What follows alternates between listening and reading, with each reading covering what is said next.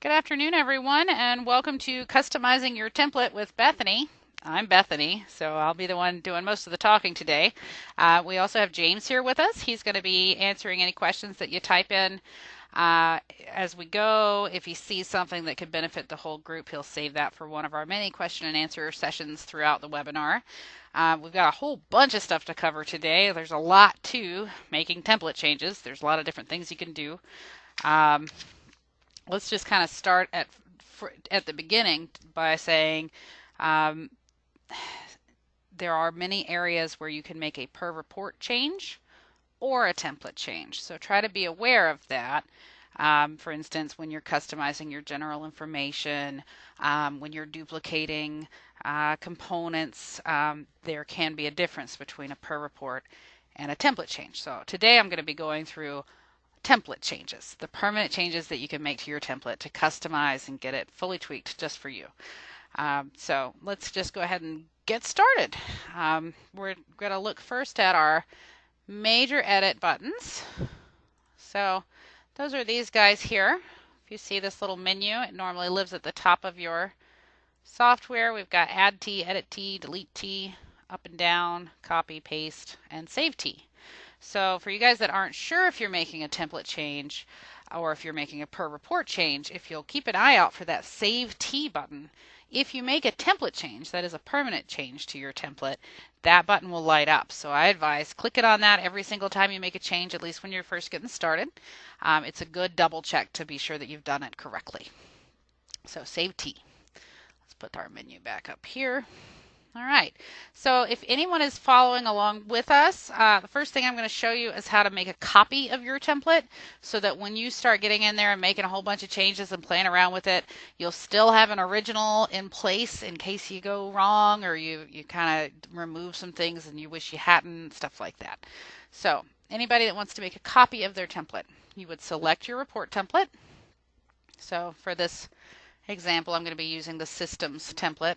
It's our most popular template, so we'll just open that right up. Once you have it open, you want to go up to the File menu at the top left of your software, and you'll go down to Save Template As, right here. Once you click on that, you'll get the opportunity to name your template. So we're just going to call ours Custom Template. You can name it whatever you want. But give yourself something that you'll recognize pretty easily. And once you have a name in there, just go ahead and hit save. Now we're not on the system's residential template that was the original. Now we're on a template called custom template. So we can go ahead and play with this and mess it up and know that we still have our original template in place if we want to go back. So that's saving your template. The first thing I'll talk about when it comes to template changes, and I'll warn you guys ahead of time, there's a lot of ground to cover today. There's a whole lot of stuff you can do, but let's start with how to control your components list. So when you're looking at your software, you'll see your components listed here in the left-hand sections panel.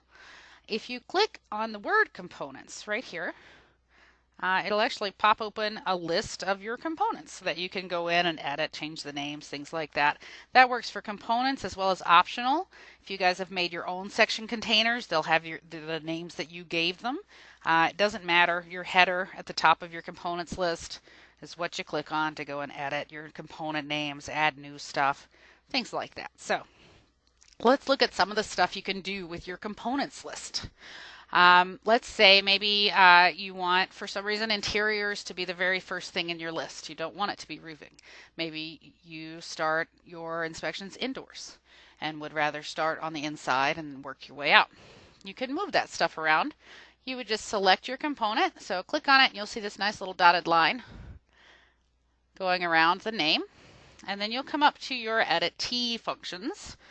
That's your template edit menu here. So you've got an up and a down T. You can move this thing anywhere you want. You'll notice as I'm moving, you'll see that little Save T button light up right there. That's how you know you're making a permanent template change. Not that you can't go change it again and put it back, but it'll stick until you change it. So when you move your stuff around, make sure you hit your Save T. That way the next time you go and try to make a template change, you'll see it light up again. It gives you that little peace of mind knowing you did it right. Other things that you can do here in your components list is maybe add a whole new component. So that's your Add T button at the very top. And you'll notice that this menu, the major edit buttons here, they control a lot of what you can do with your template. If you are on a screen and you don't see some smaller edit buttons with T's on them, then the buttons that are going to help you to edit whatever screen you're on are going to be at the top there, the big major edit buttons. But when we add a new section, you give it a new name. So I'll just call it new component. We're going to come back into the edit window here in a moment. We're going to talk about all of this other stuff that you see. So for now, let's just add our new component. Give it a name, hit OK. And here it is. And now I can move it wherever I want. So maybe I want it all the way up top. Save T. So you can move things around. You can add new. I will point out when you add a brand new component, if we go look at it now over here in the regular part of the software, you'll see you don't have any inspection items yet. There are no styles and materials. You have literally just made a container and you're going to have to build all that stuff. So we'll look at how to pull in from other areas and some ways to make that easier in just a little while. But that's your new component. So we'll go back to our components list. What else can we do? The biggest thing that you're probably going to do in this list is edit your components. You can do a whole bunch of stuff when you edit your components. You'll notice over here on the right, you can exclude components. So if you're maybe doing a condo, something like that, you need to get rid of roofing and exterior. On a per report basis, you can come over here to your exclude column and just mark them off and it'll take it out of the report for you, right? But what if you want to exclude something permanently? Or what if you want to duplicate something permanently? A per report duplication happens right here, right? These little buttons up in the upper right. When I click on that guy, I can give it a name and I'll have a duplicate. So now I have two new components, right? But that's per report. You'll notice the Save T button doesn't light up.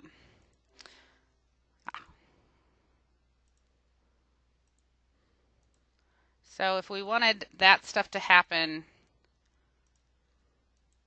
all the time, so maybe you always want to have that component in two parts, or you always want to have a component exclude itself, that's when we're going to make a template change. So if we wanted to do something like that, let's maybe take garage as an example. We're going to select our component name here on our list in the middle, and we're going to come up to the Edit T button. So that button looks like a wrench with a T on it. It'll say Edit T right under. You'll find it at the top of your software.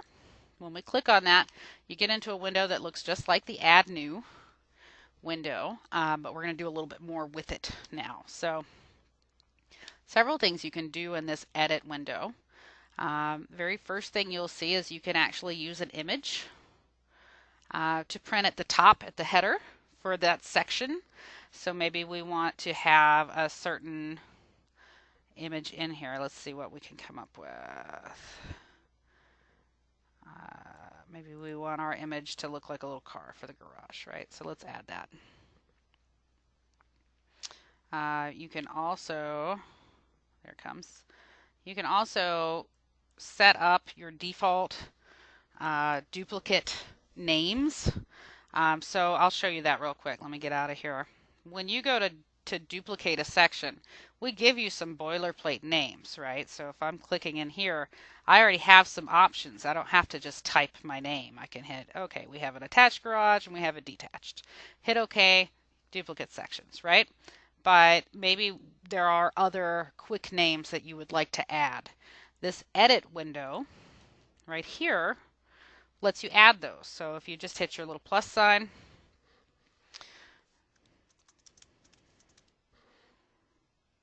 you can add whatever you want the name to be. You'll look right here, you'll see that default number of repeats to start with are set at 1. So that's what I was talking about earlier. If you wanted to start a report and already have your components duplicated, so you guys using the room by room probably would use this a little bit more, but maybe you're wanting to say, you know, we have a main bathroom, a hall bathroom, a bedroom, garden, tub area, whatever it is, you can set that up. So if I were to go in here and I were to say default number of repeats to start with 3, it has to have a name. You'll have to have 3 names. And then I OK myself out. You'll see my Save T button lit up. Just for fun, I'm going to go start a new report so you can kind of see how that works.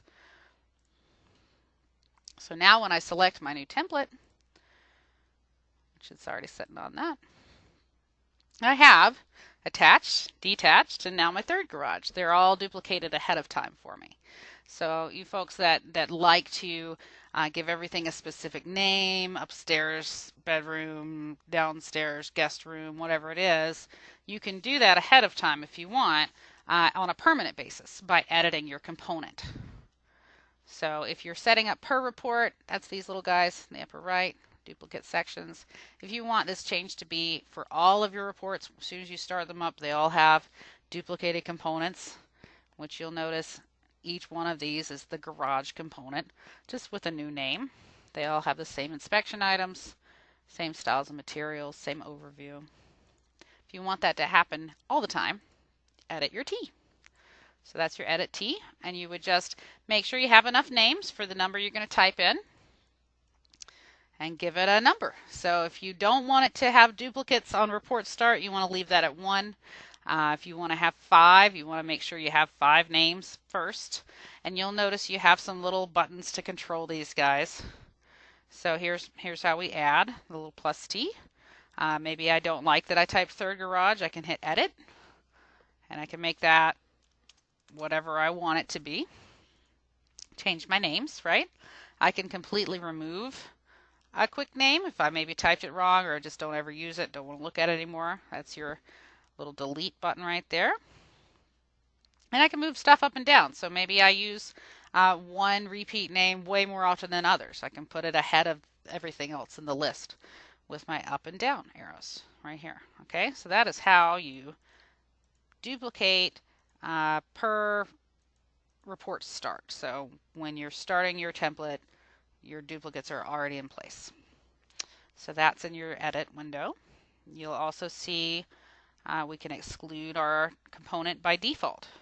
So if I mark this, when I start my report next time, when I go open my template again, my garage component is going to be excluded. I would have to go and turn it back on if I wanted to use it again. So let's exclude it just so you can see. And all of these changes that I'm making right now are for going forward. So it doesn't affect the report we've already started. It affects all of the reports that I'm going to start in the future. So now I'm going to start a new report, and you'll see that garage has been excluded right here. If I wanted to turn it back on, I could go to components and just uncheck exclude. But it does save you a little bit of time. If maybe you have something that you just don't often see in your area, but you don't want to take it out of the report, you do run into it sometimes, maybe you should exclude that by default. So again, edit T to exclude or include. If you uncheck the box, you're including by default for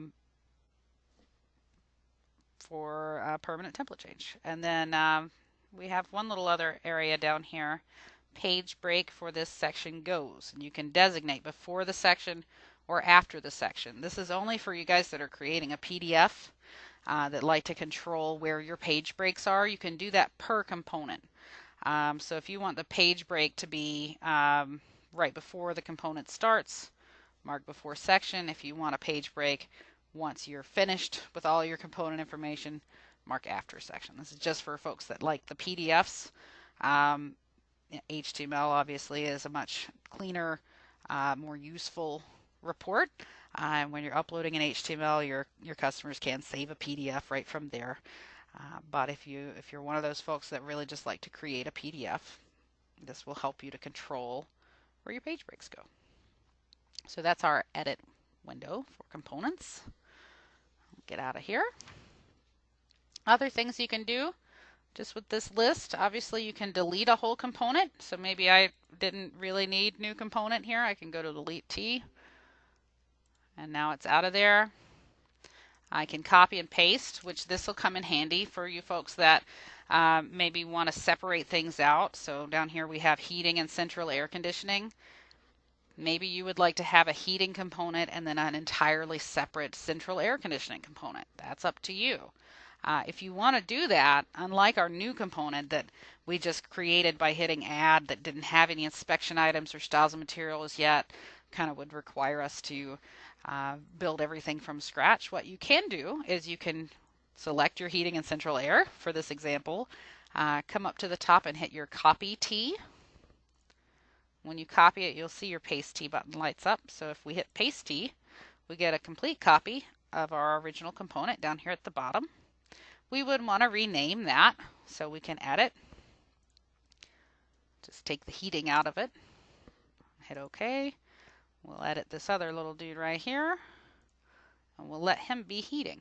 So there we go. Now, move him up to the right place. If you notice, because we used copy and paste, even though we have new names, because we went and edited all that stuff, we still have all the same inspection items. So what you would do, instead of rebuilding everything and associating new comments, because this brings its auto comments with it, they're all still here, is you would go ahead and just select the items, the inspection items that you don't want anymore. So in heating, maybe we don't need presence of installed cooling source in each room. That's a pretty obvious no-brainer. We just come and delete that one out, and obviously we're going to leave it in our central air conditioning because we do need it there. But we can take heating equipment out, right? So copy T, paste T can be really helpful. You can do that within a single template, or you can open multiple instances of HomeGauge. Maybe you guys are pulling from other templates and you're trying to build your own and cobble it all together from ideas you've gotten from some of the boilerplate stuff. You can actually open HomeGauge more than once. So I can have 2 instances of HomeGauge. Here's a new one. Open my other template, use my paste T over here, right? So you can pull a whole component with its inspection items, its style and material options, and all of its auto comments from one template to another using your copy T, paste T. It's a pretty powerful little tool. A lot of folks don't think about it, but it will make life easier if you're trying to cobble everything together from different templates and make something that's unique to you. It can be pretty handy. So copy T, paste T. And then of course the last button that we have on our list is our Save T, which we've talked about already. It's important to just click that every time you make a change, especially when you're just learning. That way, the next time you make a change, when that button lights up, you know you did it correctly. So this is controlling the component list. I'm going to stop for some questions. If anybody has any questions about what we've been over so far, we're going to give it a few minutes for everybody to type that out, and we'll answer what we can, and then we'll move on to the next thing. Okay.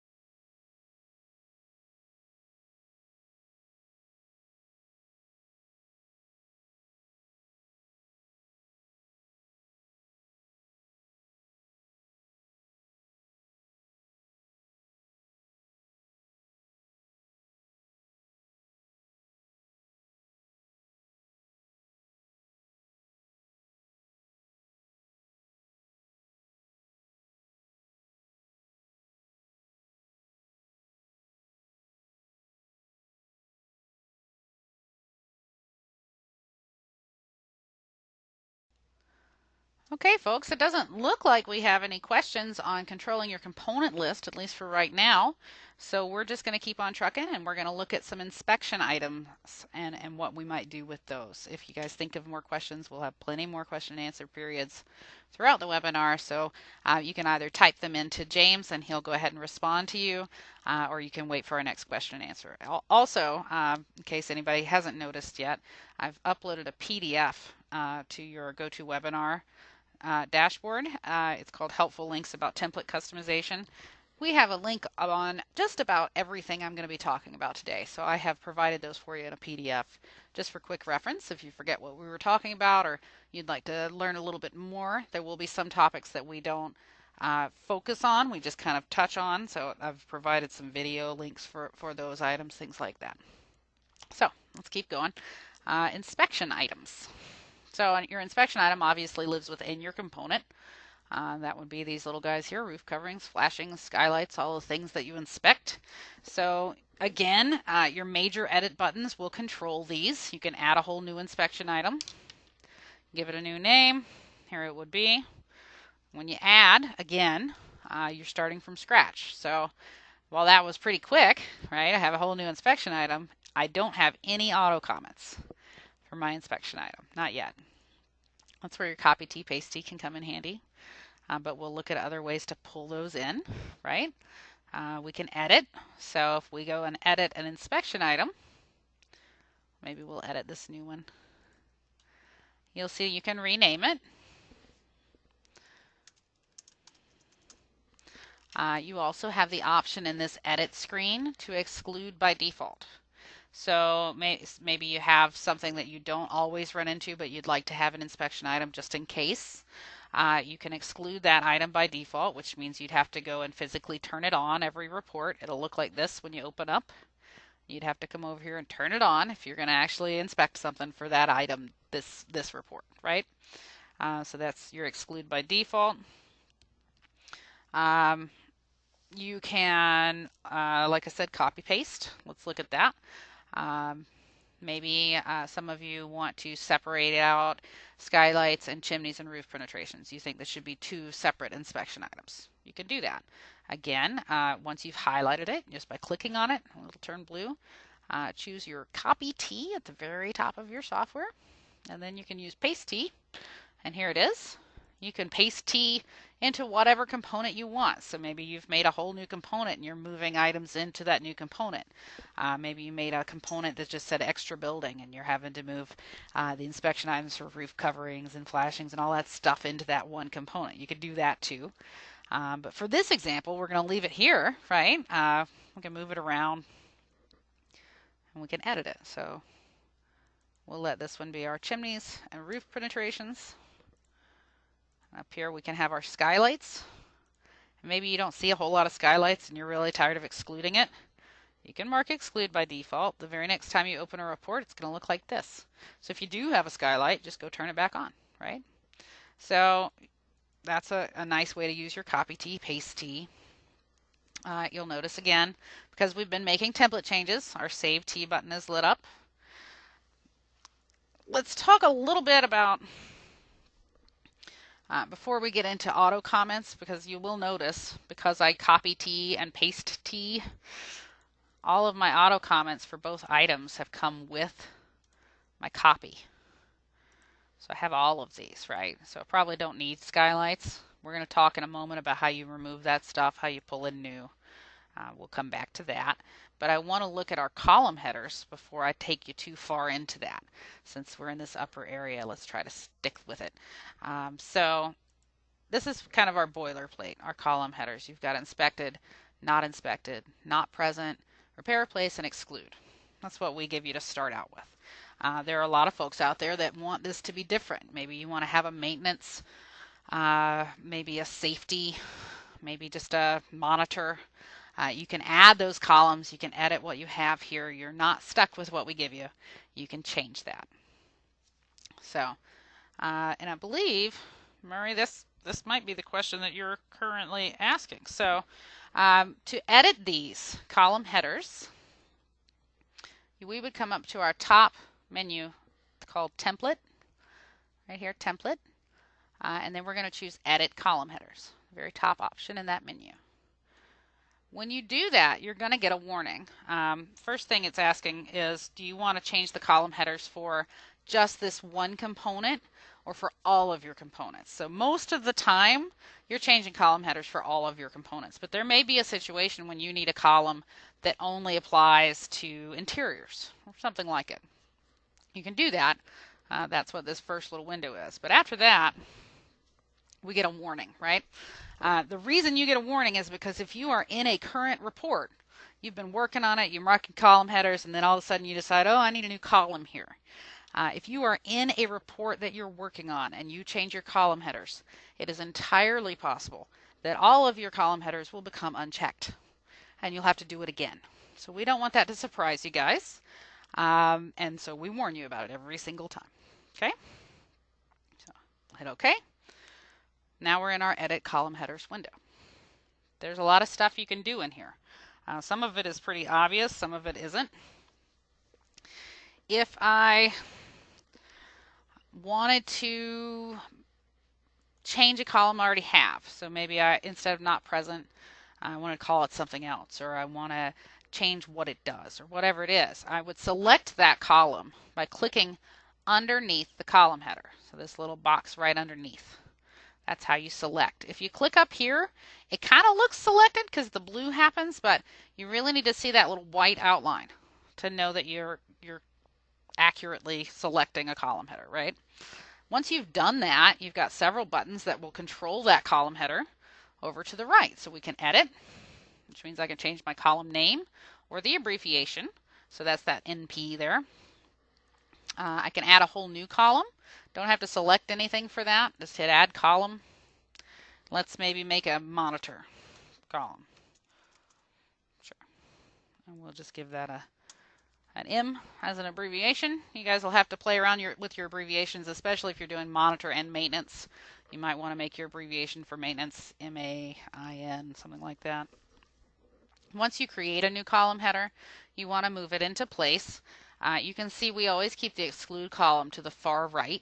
I would advise you guys to keep doing that. It's just a good way to keep everything consistent. You'll always know where to click. You won't have to think too hard. Much less risk of just choosing something accidentally if you keep that flow. So we're going to take our monitor column here. We're going to move it over. So move left, and you'll see it just kind of slides along. So we can put it wherever we want. If we don't like it, we can delete it. If I choose delete here, it'll say, are you sure? You say yes, and it'll take it right out of your report. So those buttons are pretty obvious. The trick really is to make sure you've selected your column ahead of time, right? But you have some other stuff you can do down below. The very first thing you'll see is use this column as a normal column that will print on the report, or use this column to exclude certain items. So you probably aren't going to choose to use the column to exclude. The reason for that is we already have an exclude column for you. It's this little one with the X. It's already set up to exclude your inspection item when you mark it. But you do have the option to create a new exclusion column if you want. Not a great need for that, but it could come up from time to time. You'll also see, for those of you that like to use multiple summaries or that just like to really be clear and designate what goes to the summary, especially if you've got safety, repair, replace, monitor, things like that, you can set your column header to feed your comments into a certain summary if you set it up ahead of time. So we're going to set up monitor to go into a summary. We're just going to check this little box here that says when this column is selected, quick set summary selections. Make sure that you go ahead and check the box that says when it's unselected, unset, or just clicking and unclicking, it won't take anything out of the summary. You'll have to manually control that, which some of you might like that. Most of you want to make sure both of those are checked. Once you do that, you'll notice your Select Summaries button lights up. If I click on this little guy, I can choose my summary that I want this column header to feed into. So you do have to actually click on it, even if you've just got one. Make sure it's highlighted blue. You can select all if you've got multiples and you want it to go everywhere. You can do that. Okay. The only other option in here is only allow one column to be checked at a time. That means, if you guys have multiple itemized comments, one of them's just inspected, one of them's monitor, one of them's repair, replace. If you check this, you're going to have to pick one to mark that inspection item as. If you don't, you can pick all three if that's what makes you happy. So up to you. But that's your edit column headers. So when I hit OK, I get the warning again. Hey, you just changed this. Are you really sure you want us to uncheck everything in this report? I'm going to say yes. If you're in a real report, you should say no. Open a brand new report and do your modifications there. I would never change a column header in a real inspection report. It's just not a good idea. But now you can see I have a fun little monitor column right there. So there we have it. That's your column headers. Um, let's see what else we've got. Actually, let's stop briefly for some questions. If anybody has questions about how to edit your column headers, how to edit your inspection item names, move things around, things like that, we're going to take a couple of minutes and just give everybody a chance to type in some questions, and then we'll keep on going.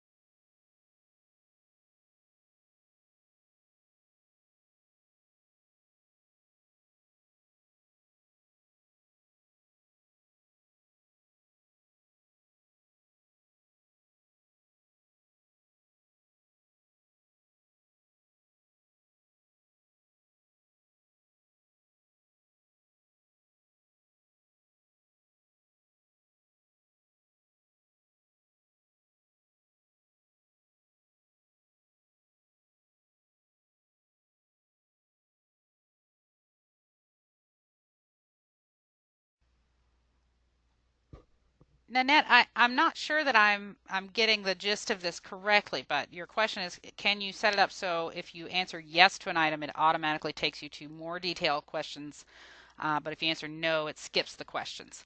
I don't believe that my answer to that's going to be a positive one. I think I'm saying no to that, but I am going to show you how to associate a comment with a style and material choice, how to have a comment come up on report start, things like that that could also save you some time. So stick with us. Hopefully I'll teach you kind of a workaround for that.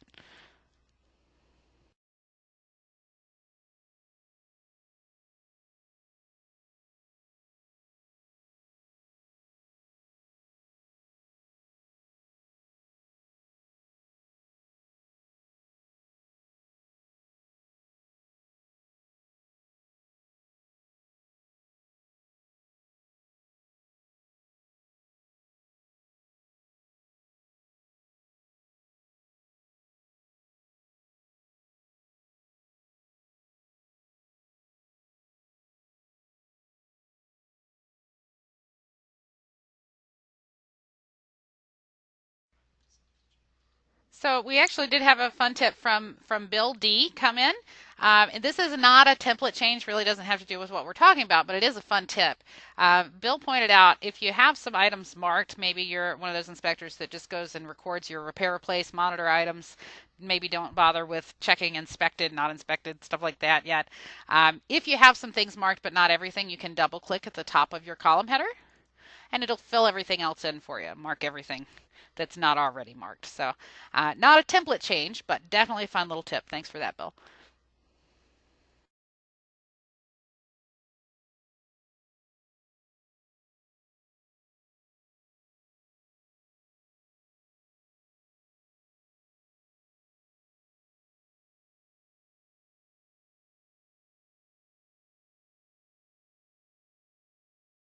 Okay, folks, doesn't look like we have any more questions right now, so we'll keep an eye out for that. James is still watching, so he can type to you, things like that as well. But we're going to keep going. So let's talk now about auto comments. So you guys probably already know, if you've watched the basic webinar, if you've been with us for a little while, that your auto comments are located here under this little button that looks a bit, to me at least, like a magic wand. If you click on that, it's going to pull up your auto comment list.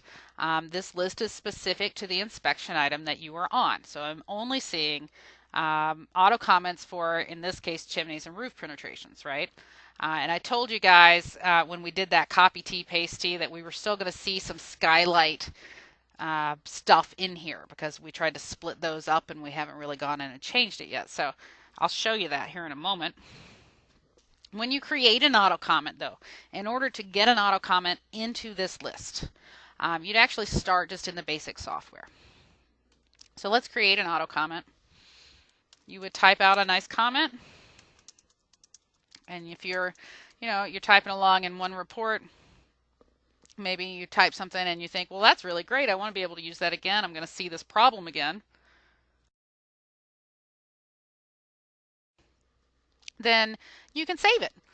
So that next time you run into that problem, it's already available for you in the list. So to do that, it's not the first button that shows you all your auto comments, but it's the second little magic wand. It's got a little plus sign on it. Normally when you hover over it, it'll give you a little pop-up, but mine doesn't seem to want to do that right now. I think it'll say something like save auto comment for future use, something like that. But when you click this little button, you'll get an edit comment window up, and you'll notice what you've typed in your text area is already here waiting for you. It will ask you for a short name. That's just a little quick nickname that you can look at in a list of other nicknames and quickly identify your comment. So we'll give it a nickname. Some other things you can do in here. We'll just kind of take you through the list. We'll come back to this first button. This is to do with smart text, and we are going to talk about that, but I want to save that for a little bit later. Let's get the basics kind of talked about first. So you've got several little buttons up here. The very first one I'm going to talk about is attach a document. That's the little paperclip icon. If you have maybe a PDF that talks about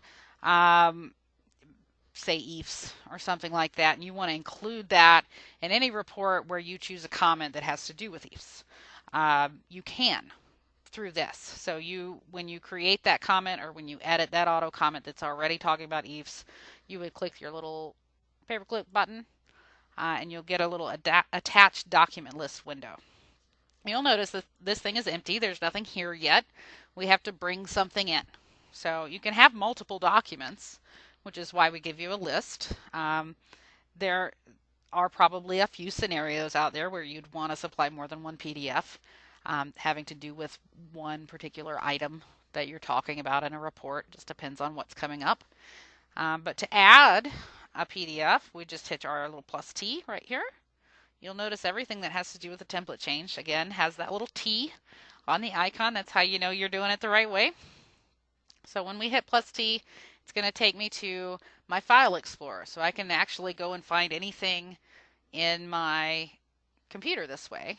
So it doesn't really matter where you've saved your PDF or anything like that. As long as it's on your computer, you can get to it. I'm going to associate a fun little PDF that says, we use HomeGauge. If I can find it, let's see.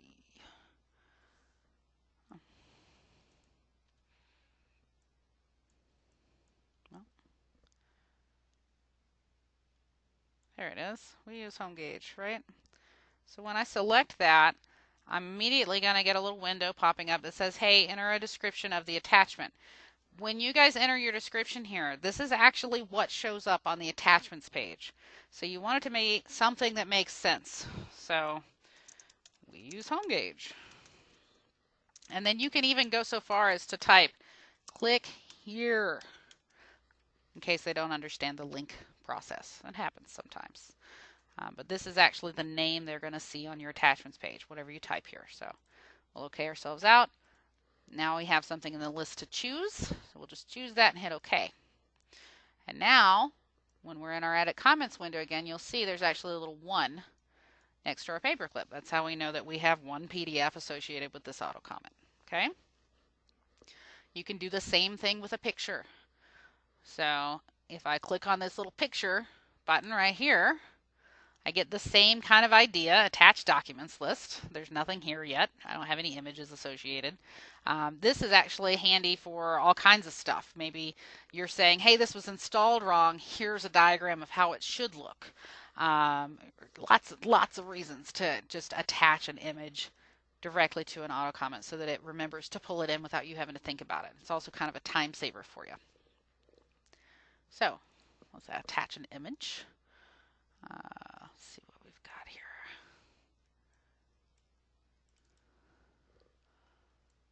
Attach an image. How about this fun little image?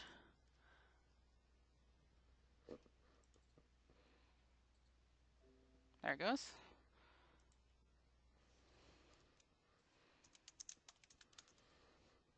Oh, well, make sure you don't have your caps lock on when you're giving it a name. It's going to look weird. There we go. Same idea. Once you have it there to select it and hit OK. Now I have a PDF and an image attached to this one auto comment. Other things that you're going to see in here, automatically include this comment on report start. So there are some comments that you're probably going to want to have come in every single report. I have lots of guys that have maybe a comment about a carbon monoxide detector or something like that, and they want it to be on every report. Doesn't matter. If you have a comment like that, you can check this box, and every time you start a new report, that comment's already going to be there for you. So that's one way to handle that. There's actually another way to handle that we'll talk about a little bit later. Uh, but that's how you would automatically include a comment. So that can be very handy for folks that have something to say right out of the gate. Okay. So that's all the basic stuff. I will say you can select a summary for a comment. That's down here at the bottom. You'll see in the bottom left, select summaries. If I want this comment every time I select it to make sure it goes to a summary, maybe I have multiple summaries and it needs to go to a specific summary, or maybe I just have one summary, it doesn't matter. Choose your summary, hit OK. Every time I pick this comment, it's going to my summary. Whether I mark a column header or not, it will not matter. This comment is going to my summary. Okay? So that's nice. And now let's talk a little bit about smart text, right? So I'm going to OK myself right on out of here. When I do that, it's going to ask me to pick a spot in my global list to keep it filed. We're going to come back and we're going to talk about our global list here in a little while. We're going to get in depth with that. But for now, if you're not familiar, think of your global list as the giant filing cabinet that holds every single comment in your template. So unlike the local list that only shows you comments that have to do with the inspection item you're on, your global list shows you everything. So where you file your comment actually does matter. Maybe you have more than one inspection item you can use that comment on. You need to be able to go back and get it later. It's good to put it somewhere that makes sense so you can get to it. There's also a fun little filter feature we're going to talk about here in a moment. If you're filing things appropriately, your filters are going to be a heck of a lot more useful. So we'll just file this little guy. Let's see. And not all of these will match up exactly with your inspection items. We don't expect them to. Try not to get too hung up on that. I'll show you how you can modify it, but you really don't have to get too hardcore into it. But I'm going to stick this little guy in chimney so I'll know where he is. And now let's go talk about smart text. Start a whole new section. I'm going to try to just show you some smart text to start, and then we'll build a small sentence. There is a link in your helpful links page that will take you to a fun little video on smart text. It's written right up. Smart text is easier for some people and harder for others. So we're going to touch on it. We're going to try to understand it. If you have some other questions that are more in depth about it, I'm free to talk to you on the phone every day, 9 to 5, Monday through Friday, as are all of my coworkers, and we're happy to talk to you about smart text, as well as look at those links. We'll do what we can with it from now. So just to show you some smart text, we already have some set up for you. I'm going to choose Chimney Chase here. We're going to insert that into our report. So the way smart text works is it has these little merge fields, right, or close to it, that tells the software, hey, there are multiple things that this could be. So let me choose from a list of possibilities. So in this case, we're going to say the wood siding maybe is damaged. Sure, is damaged. Didn't mean that. Deterioration may occur. I advise a qualified contractor, right? So we've just built a whole sentence based on several possibilities. So the reason we would want to use smart text is really so we don't have to make a comment for every possible outcome. So we don't want to have a comment that says, there's something wrong with the left side of the house. And then another comment that says, there's something wrong with the right side of the house. There's also something wrong with the front side of the house, the back side of the house. We don't want to have 20 comments that cover really one topic, but we have to have all these different comments because of location or, possible different advice or, what's really going on. So we give you smart text so that you can just build one sentence and kind of tackle 20 at the same time. So let me show you how to create some smart text. That'll kind of help you understand it a little bit better, and then we'll kind of take it from there. So if I wanted to create smart text, my advice to you is to start with a whole sentence. So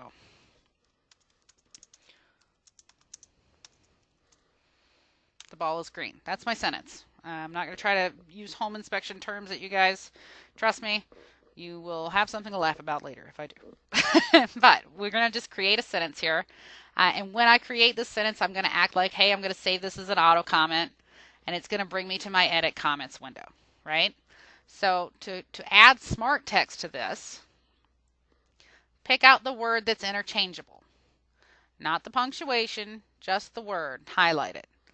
And if you come up to this little plus sign here in the upper left corner of your edit window for your comment, you'll see it when you hover. It says insert smart text. When I click on that, it gives me all the possible smart text combinations that we've already set up for you. So I have all kinds of stuff in here, all kind of related to different things. So you can use what we've already given you if you want, if it applies. If you don't see that, you can make your own. So to make your own smart text word, I would hit our plus sign up top just to give it a smart text, right? We need some kind of a setup. So I'll call this one color ball. You want to be as specific as you can. You guys are going to have, say, advice for every possible situation, and it's not always going to be the same text. So we separate it out for you into exterior, electric, floor, so on and so forth, so that you can have different text, and it's still advice because that's the word that kind of makes sense there, right? So there's my smart text word. And now, if you notice, I don't have any replacement options. If you go into one of our boilerplates, lots of different options for what I can click on once I use my smart text. But on my new word, I have nothing, so we need to set that up. You'll notice that you have add, edit, delete, copy, paste buttons, both for your smart text words and your replacements. They're just right next to each list. So I'll add some smart text replacement options. So the first one should probably be green. That's what we started with. We'll add a blue in here, maybe red. Give yourself some options, right?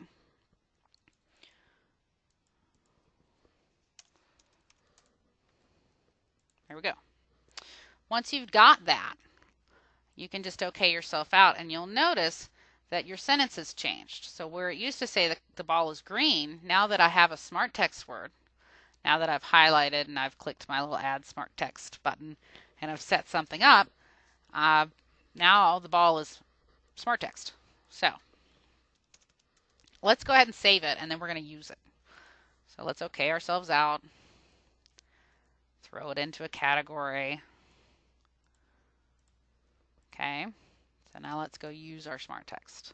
When you go to use your smart text comment, it's going to be in your auto comments list just like everything else. Here it is at the bottom. Let's just insert it. And so the ball is what color? Maybe now the ball is red. Insert, done. So I didn't have to have 4 sentences all with different colors for the ball. I had to have 1 sentence with some smart text. And now I'm tackling everything at once. There's also a way to do a smart letter. Russell shows this sometimes during class. You can set up a smart letter pretty much for anything. So this is, let's see.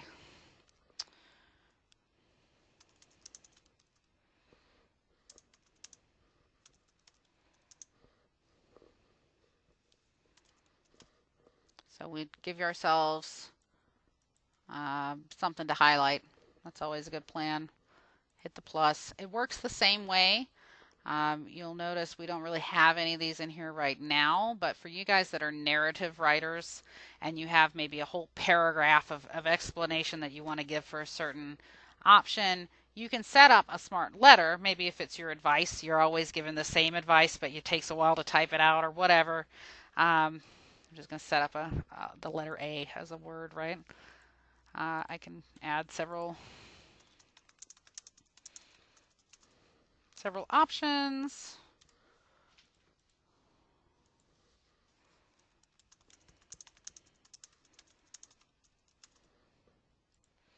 And now I have a smart letter. So here's my smart letter. The fun thing about a smart letter is now that I've created this, I don't even really need to save this. I'm going to get out of here. I can be typing along, and then I can type asterisk, smart letter, asterisk. That's the key for, hey, this is smart text. Pay attention. That's what tells the software to pull something up.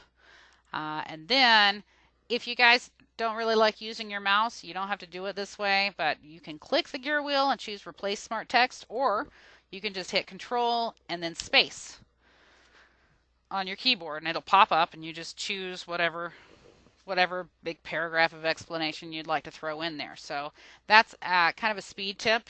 If you guys set up these letters ahead of time, if you've just got stuff that you're always having to type over and over and over and it applies to multiple comments, you can do it this way. You can set up a smart letter, choose your comment, and then hit control space and it'll pull up your options, choose it, keep on going. It'll save you a little bit of time. So that's smart letter. Other things you can do in here, let's go back to our auto comments list. You can edit a comment that's already here. So for you guys that maybe don't really like the way some of the boilerplate comments came in, the way they were worded or whatever it is, you can choose a comment from your auto comments list. Just click on it, it'll be highlighted blue, and hit your edit wrench. And here we are back to the very same edit window. You can edit the wording, add smart text, add documents, images, tell it to automatically include, select a summary, all the same stuff, just on an existing comment. So you can edit.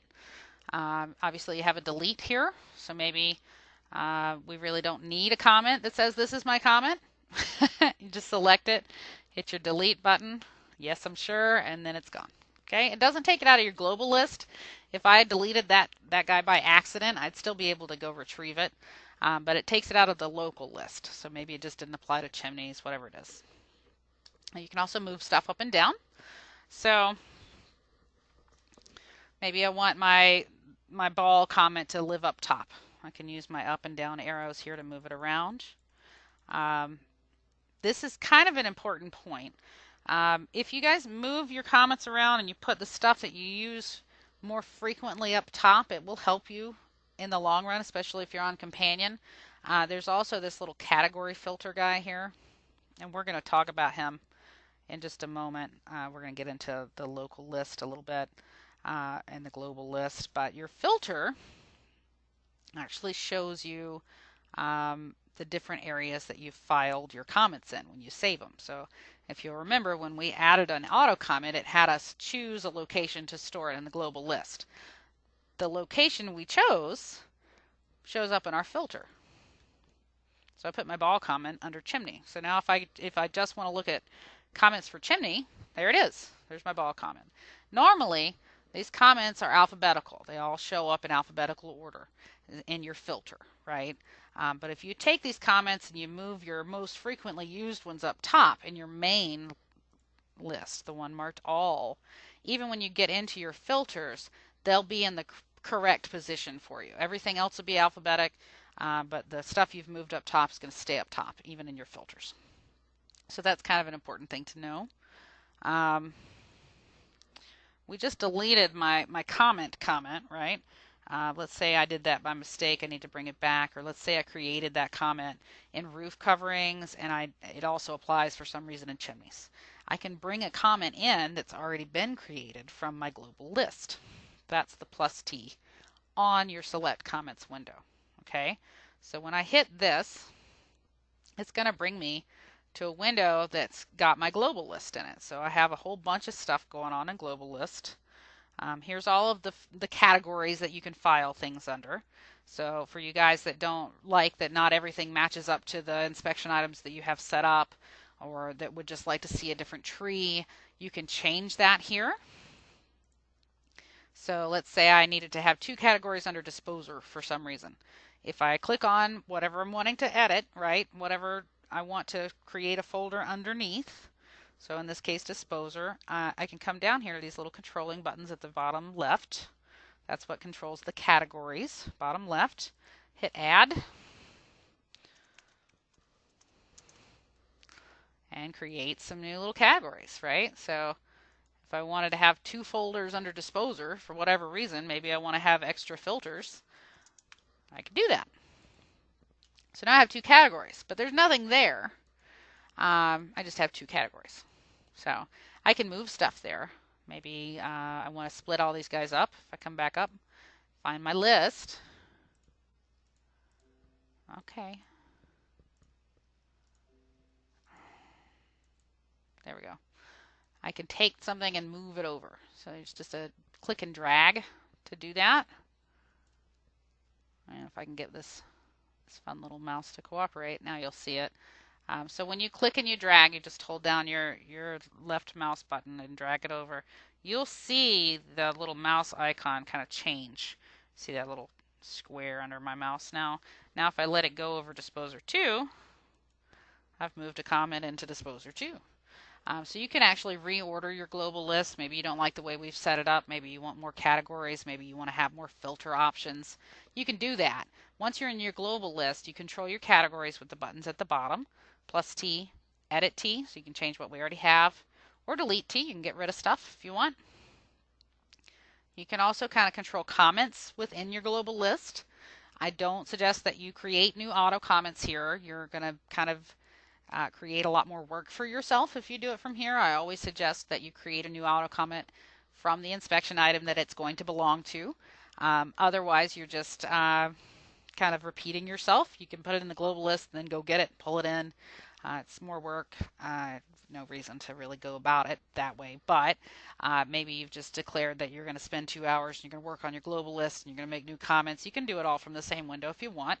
To add a new comment here, it's the plus T over here on the right. You'll notice all of the controlling buttons live with their category. So we've got comment categories on the left, controlling buttons on the left, actual comments on the right, controlling buttons for comments on the right. So I can add a new comment. Really, you can edit your comments. You do that more frequently than add from your global list. You get the same edit window that you would get from your local, from your inspection item. That part doesn't change. You can delete things. You can copy and paste. If you, for some reason, want a comment to show up in more than one category, you can do that.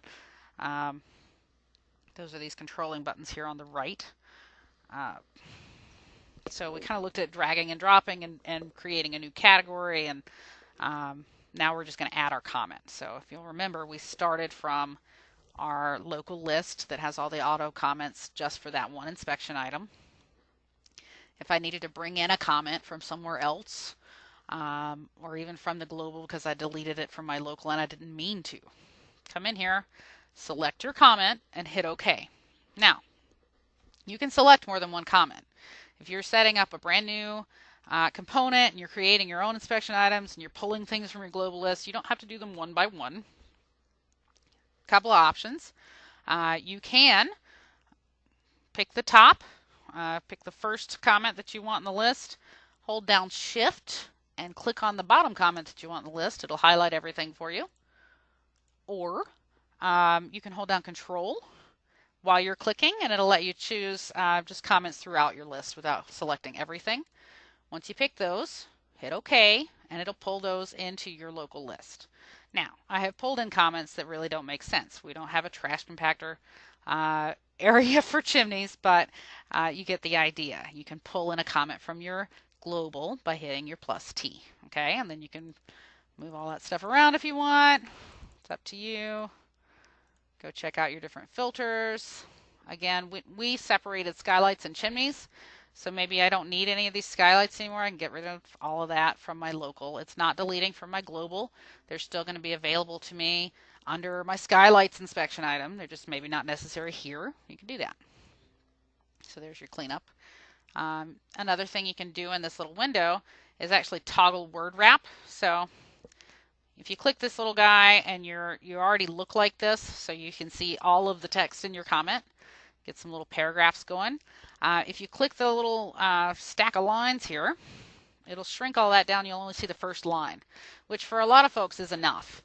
You kind of know what your comment says. You've been working with it for a long time. You're used to it. You see those first few words and you know you've got the right one. You can do that. It shortens the list up. You don't do as much scrolling that way. So that's how you collapse everything. Use your filter. That'll speed life up for you as well. So, auto comments. Um, Real quick before we stop for questions, and we're about to do that. I know you guys are going to have some. I'll also show you picture labels, just because they kind of go hand in hand with auto comments. This is kind of the same idea. When you pull a picture in over here, let me pick a picture up. Let's see. Sure. So if you have a picture over here, whether it came from Companion or you pulled it from your photo logger, it doesn't really matter. You can always enter a picture label, which a lot of folks use that for locational, like this is your living room, here's the back den, or stuff like that. You can type right here if you want, right? And that's the label it'll put under your picture. Or you can choose from a list of pre-made locations. So if you hit this little magic wand right under your picture, it'll pull up kind of pre-made location labels for you. So I can just choose it. And there it is. Now that's my front of home, right? You can add to this, just like you can add to your regular local list. So from here, with picture labels especially, you do actually have to create them within your global list. There's not an inspection item to create them under, but I can hit my little plus T just like normal and go find them and associate them. So we file in all of your boilerplate templates, at least, all of those picture labels under the introductions and footers header. It just kind of made sense to keep all of that in one spot. So here's my picture labels that I already have. If I wanted to add one, that's my little plus T here on the upper right next to my comments list. So I can add whatever I want here. So we'll give it a short name, which honestly is probably going to be the same as the actual comment for a location. You really don't want to write a book underneath a picture label, but you'll notice you can also associate things with the picture label. So maybe water heater or whatever it is, if you want to have a diagram or something of what it should look like when you choose that particular label, you can associate it just like you can with an auto comment. You get all the same options here. So now I'll just hit OK, and I'll OK myself out, and now I have a bedroom. So you can edit what we already have with your edit T. Try to pick one comment when you do that.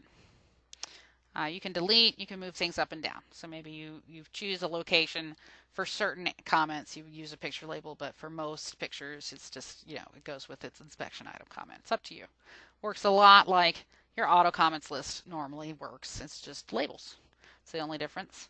If you look at the filter, you'll notice we really only have one filter because all your picture labels live in one place in your global list. So that's your picture labels. All right. I'm going to pause for a moment or two. I know we probably have some questions about the global list, adding to it, kind of reconfiguring. It's usually a hot topic. So we're going to do a brief pause. Go ahead and submit your questions if you haven't already, and then we're going to be answering a few questions.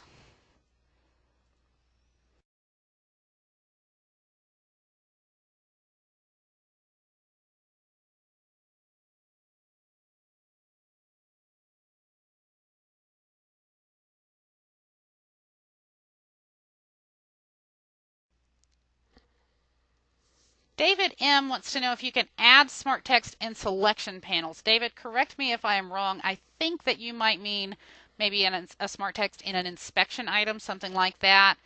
That really wouldn't be feasible with the way our software works. Please do correct me if I'm wrong, but smart text isn't really going to do a whole lot for you in an inspection item.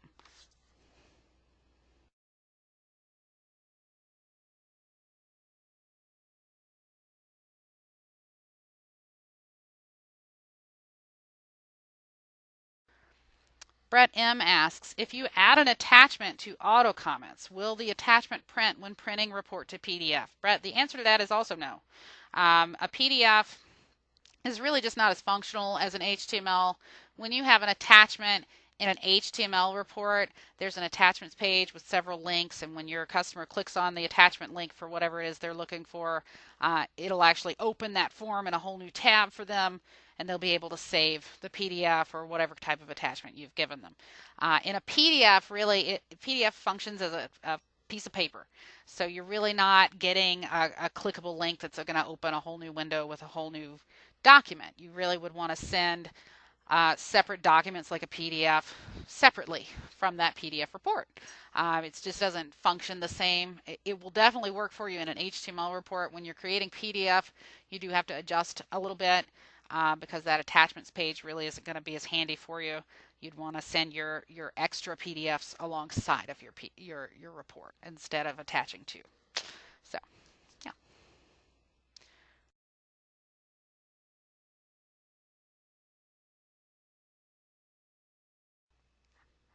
Danny B, I'm glad you asked this question. I know that James has kind of already answered you, but inserting freeform into new comments. So freeform is fun. You guys might have a few comments that maybe call for a serial number or a specific input that you can't really put into an auto comment normally. If you use freeform, you'll actually be able to type whatever the heck you want. So let me show you freeform in a comment. Let's just create one. So we'll use the ball again. Right. But instead of blue, we'll just do freeform. So it's important when you use freeform that you always put it in all caps, right? That's what tells the software that it's this type of a request. But asterisk, all caps, the word freeform, and another asterisk. And then we'll do our punctuation here. Give it a short name, file it like normal. I'll just put it somewhere random. When I go select this particular comment that has freeform in it, I'm going to get a pop-up window, right? But I'm not going to have replacement text to choose from. I'm actually just going to get to type my own text here. So if you're recording serial and model numbers or really anything that's not pre-set up, not able to be set up ahead of time, you can use freeform and you can type whatever the heck you want. So the ball is now pink. Who knows? Freeform.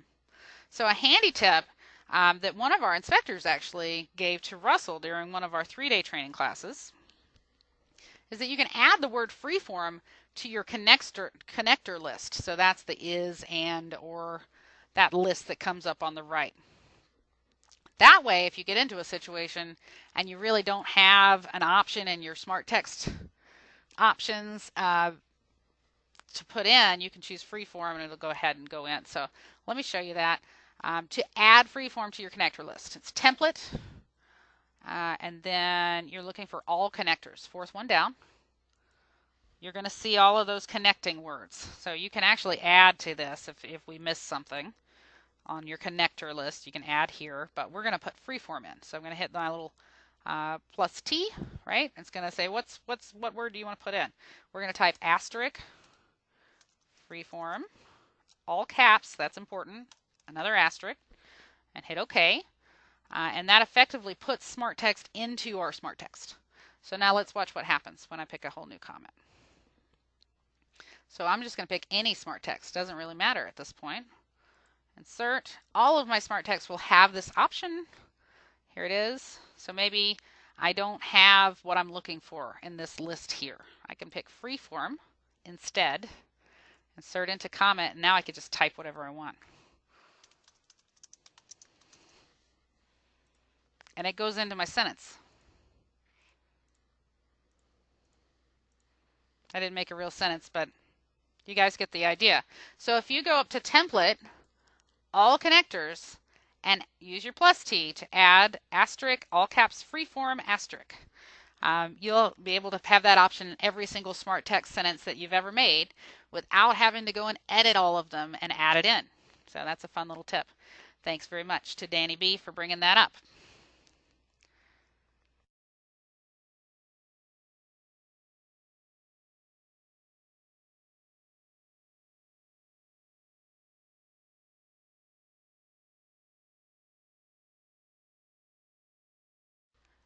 Ramon P. would like to know, will this webinar be saved and ready for review, and when? Ramon, it depends on when we get done today. Honestly, it takes a little while to get a video prepared to be loaded to YouTube, to our HomeGauge channel on YouTube. So it probably will be tomorrow because this is an afternoon webinar and these tend to run a bit long and we are covering a lot of material, so we're going to be together for a little while. So you'll probably see this webinar on YouTube tomorrow. Um, it might happen today, but definitely tomorrow. But we are recording. We always do. Unless something catastrophic happens and we mess up our recording, it'll always be added for you. Okay?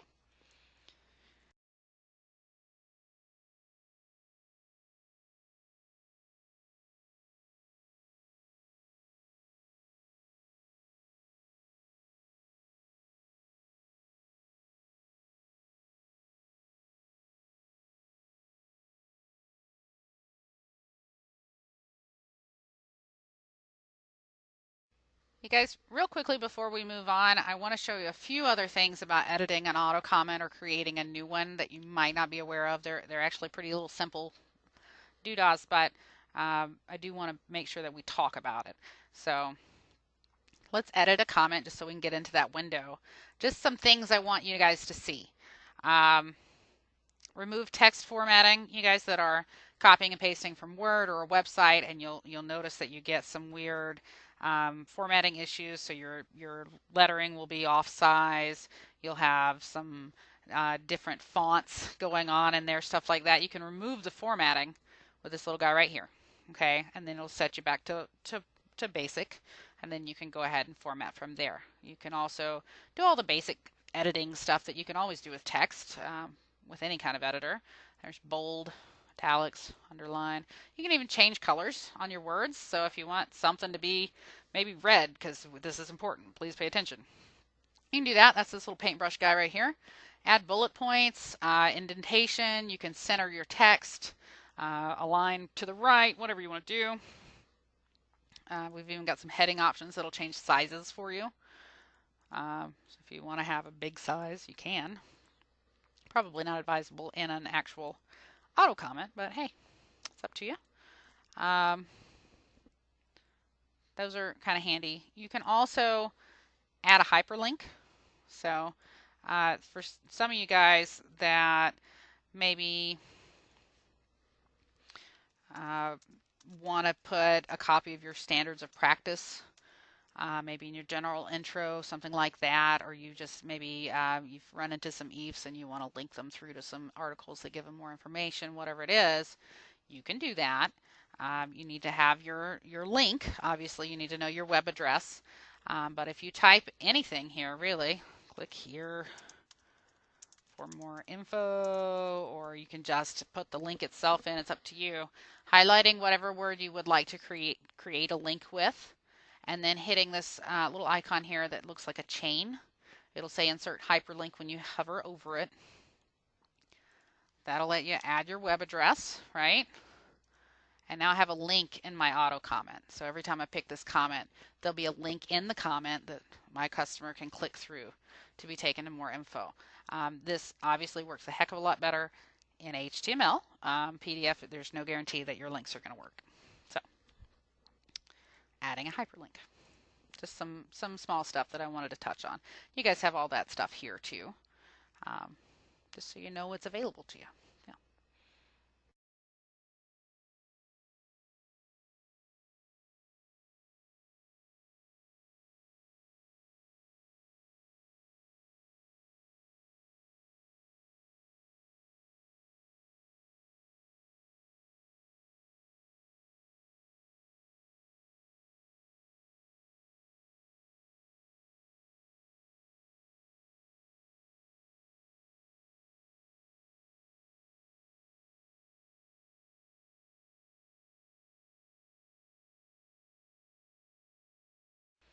Okay, folks, let's just keep on going here. Now that we've covered all the real basic stuff like adding an auto comment, editing your inspection item names, changing your components around, and we also covered changing your column headers, right? You'll notice that maybe once you make a change to your column headers, your general info is no longer correct, or maybe you just want to add something to your intro page in the first place. When you're in general info, you'll notice you can actually type right here. We normally have your comment key just kind of in here for you. Some of you may have already changed that around, but you can type into one report, right? So I can type right here. This is not going to be here the next time I start a report. This is for this report only. So here, I'll show you one more time. When I type here, my Save T button does not light up. That means this report will be changed. My next report will not. But if I wanted to edit my general report information overall for every report going forward, I can do that. The thing to remember about this, as well as an overview section, all of these instructions kind of apply to both, is that it's an auto comment. This is just an auto comment that I have set up to appear on report start. Remember that little checkbox that says automatically include on report start? This is an auto comment that has that box checked. That's all it is. So to edit it, I need to go into my local list, which my intro section has one of those too. It's the little magic wand guy right up here at the top. And I need to find the comment that's set up to be there automatically. That's a good way to make sure you're in the right spot. Now, obviously, if you're in boilerplate, it says it's comment key or definition, so it's pretty easy to find anyway. But if you've modified it, made one of your own over the years, whatever it is, you can always check to see what's automatically coming up by looking at your auto column. This column here all the way to the right, it'll have a Y in it. That's how you can identify that. So we're just going to edit this comment. So when I click on this, it's highlighted blue. I'll come up just like any other auto comment to my Edit T wrench right here at the top right. And then I'll get into an edit window, just like any other auto comment. It's just marked to be included on report start. But now I can change this and OK myself out, right? And my Save T button's lit up. You'll notice what I just typed there is not on this report. I didn't type it in this report. In order for it to show up on this report, I'd have to clear this out, which I can do. I've got a little erase button here. Clear everything at once, and select the comment again, because I changed it for going forward. I didn't change it for right now. So here we go. When I insert it again, there's my new change, right? My Save T also lit up when I did that. So that's how you would change your comment key or definitions. If you've modified your column headers, you want your comment key to obviously match what you've modified it to. That's how you would go about that. We also have some general items in this section. Let's talk about that. You folks probably are used to these by now if you've been using it for a while, but you've got a type of building here in attendance. You'll notice style of home, at least for me, is excluded, but maybe I want to change that. Maybe I want it to be included. Every time I start a report, I'm tired of excluding it. I can do that. I could just hit my Edit T once I have it highlighted, and here's my exclude by default right here. So if I uncheck that, I'll start including it every time. Maybe I want to add an option. So we have clear, cloudy, light rain, whatever. If we missed something, you can add to this options here over here on the right. You would, again, Edit T when you're in the edit window. Here are my options, right? I can add an option here. I can edit what I already have. You can change whatever you want. So let's see, what would we add here? I don't know. Maybe we have perfect weather. Could happen.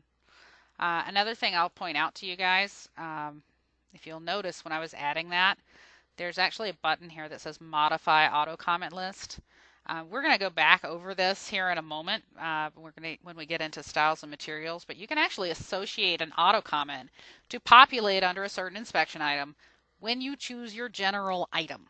So if I have something I want to say every time the weather is perfect for whatever reason, I can edit that, modify my comment list, and go find a comment to bring in. So you'll notice there's nothing here in the list yet. Haven't done anything.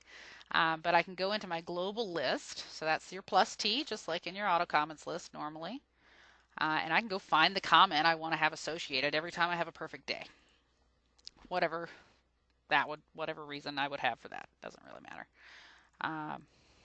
Now, when I OK myself out, you'll see one comment included, right? So it gives me the number. Keep going. When you're looking at these options, the option that has an auto comment associated with it is in bold. So if I choose perfect right now, it's going to add this comment, this information, to my general info. So it's not going to add under roofing or whatever it is. It's actually going to come in on my report introduction page. So some of you folks that are inspecting older homes, maybe you have something you want to make sure that they understand about you inspecting an older home. Hey, this thing's old. Stuff inside of it is old. Maybe you want to write that in a really pretty way and have it just insert when you choose over 50 years. There's going to be problems with this house. Warning. Whatever it is. You can do that. So that's kind of fun. Again, you can move things up and down over here. Maybe you want the age to be at the bottom for some reason, whatever it is. You can also copy and paste, just like normal. So now I have 2 ages. You can delete. So that's all the fun stuff you can do in your general info section. There are some links. In a little while, we're going to talk about creating multiple summaries, associating icons with our summaries, which in effect you can make that kind of associate with your column headers too, since you can associate all of those things together. We're going to pull that together here in a bit. But there's a link that'll talk to you about first how to edit your general report information, your report intro. A lot of folks forget. You don't tend to do it all the time. So there's a link there in case you remember this 6 months from now and don't really quite remember how I said to do it. There's also going to be a link in there about creating your own icons and loading them into your report info. So if you have associated an icon or a color or whatever it is with one of these column headers, you can change your comment key to kind of match. So there are several links that'll kind of talk about how you do that. Okay, so that's editing your general info section, just kind of in general. So I'm going to pause for just a few minutes. If anyone has any questions, we'll go ahead and tackle those, and then we'll move on.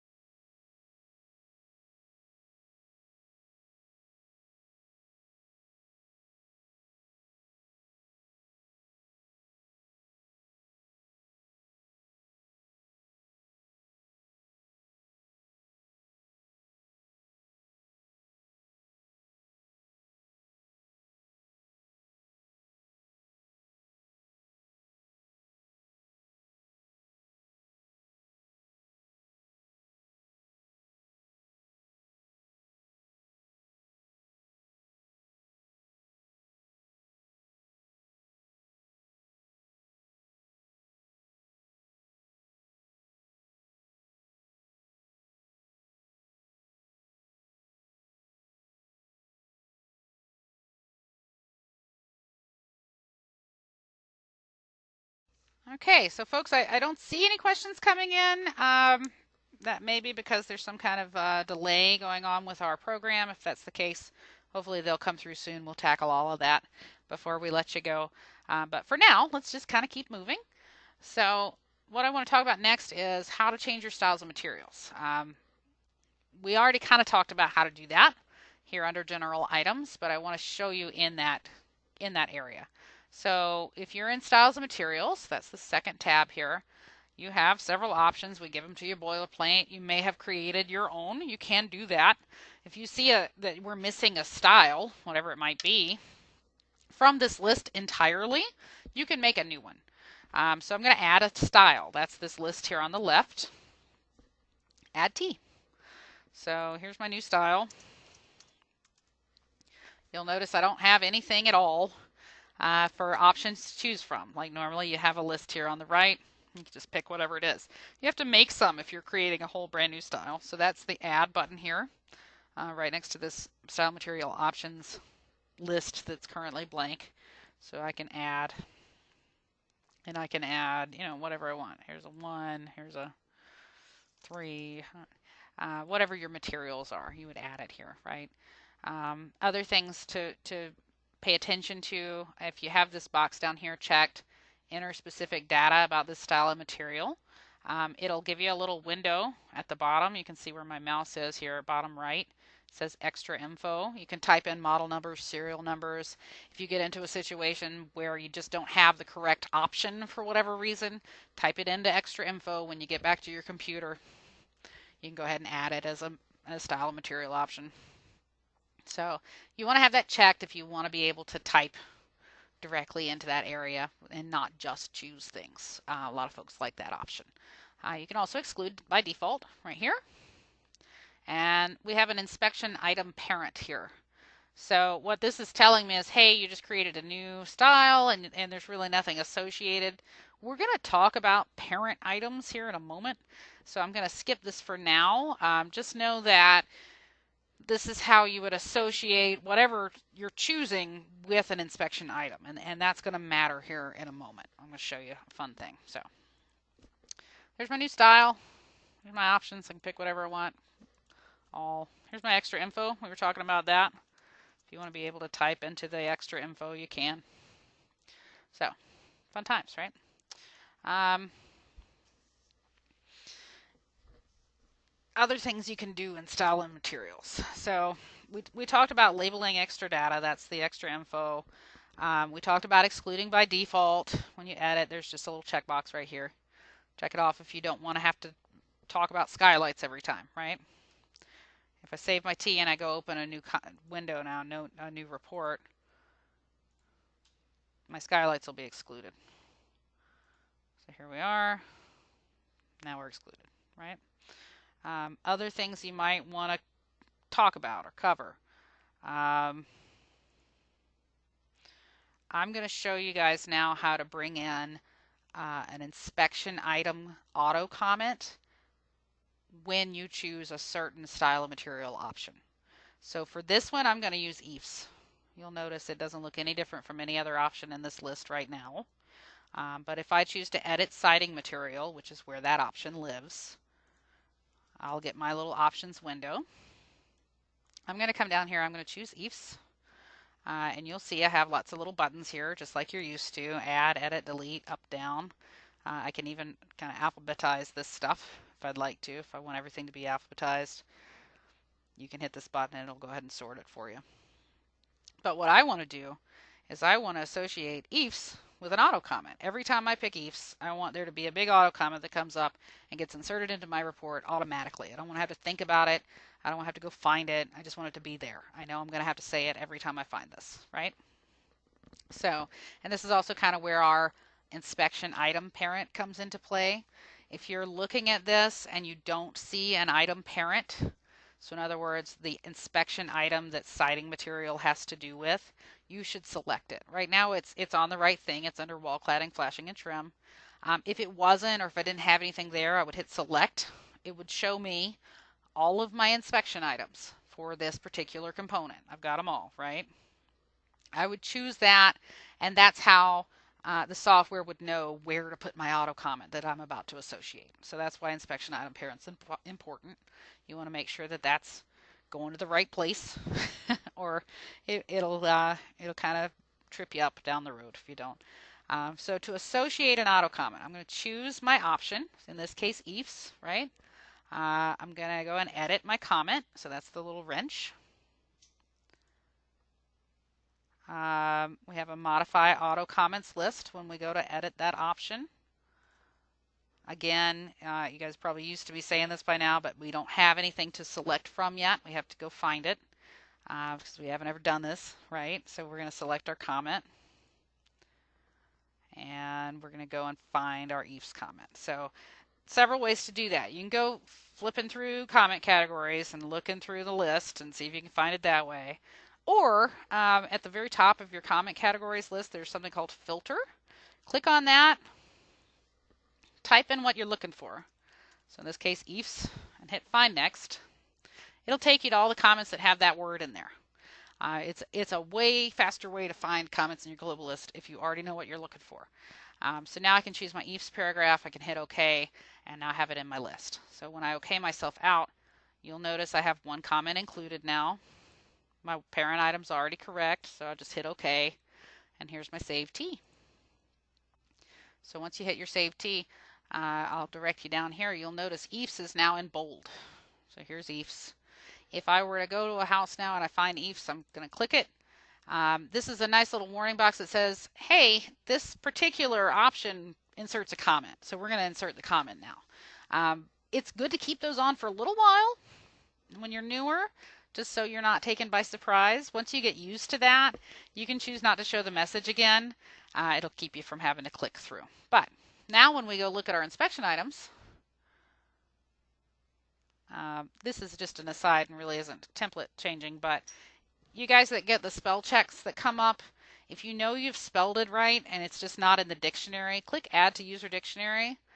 That'll keep it from coming up again, okay? Instead of just ignore or cancel, whatever you're normally hitting. But now if you look here at wall cladding, flashing, and trim, here's my EIFS comment. Here's my paragraph. I didn't have to type it. All I did have to do was select my styles and materials. I do have someone asking about how to use styles and materials.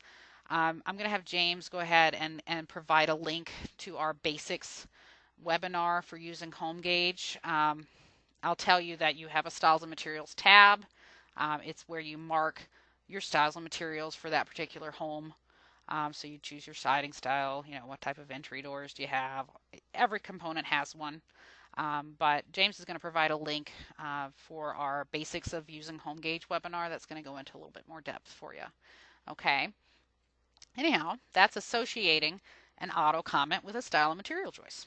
So other than that, you can also move this stuff around just like you're used to. Maybe you want exterior entry doors at the top for whatever reason. It tends to be about your flow. You guys tend to have a certain way that you like to inspect a home. You start with a certain item and you work your way around. You can modify this to match your flow a little bit better with those movement buttons, right? You can also delete whole styles and materials here. For instance, well, there's not a whole lot of for instance, but maybe you're just really sick of having to fill out anything really, garage door type, or maybe you just don't want to say, hey, here's what type of skylight, and you didn't want it excluded. You're just sick of it. You don't want to look at it ever again. You can take it out. You don't have to say what type of skylight or how many. You don't have to say how you view the roof covering. I mean, obviously, you're going to follow your standards of practice, but your template is your template. You can customize your software and your template that's held within it to do whatever you want it to do. For whatever reason you choose. It's up to you. So there's your delete. Also, you can copy T, paste T. So if for some reason maybe you're making a whole new component, maybe you had that extra building component and you need to move stuff over. So here, I'll show you that real quick. Let's give ourselves an extra building.